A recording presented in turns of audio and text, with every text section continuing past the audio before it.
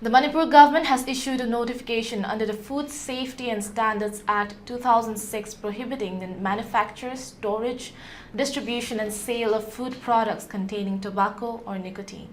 This includes gutka, pan masala and other chewable tobacco products like khaini, zarda and scented tobacco for a period of 1 year.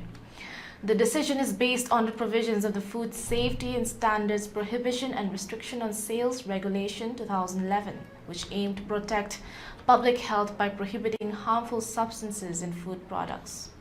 The Supreme Court of India had earlier observed that some manufacturers were circumventing bans on gutka by selling pan masala and tobacco in separate sachets which consumers could mix.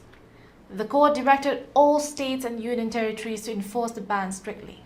Following these guidelines, the Commissioner of Food Safety in Manipur has taken this step to ensure the health and well-being of the public.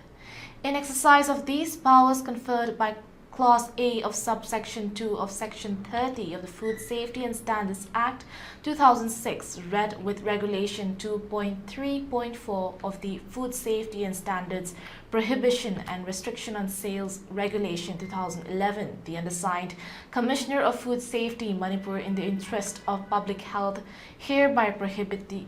manufacture, storage, distribution or sale of gutka and pan masala containing tobacco or nicotine and chewing tobacco products like chopped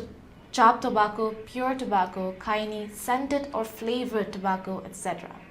by whatsoever name is called and whatsoever shape it is packed, and any other products marketed separately having tobacco or nicotine in the final product by whatsoever name called, whether packaged or unpackaged and or sold as one product, or though packaged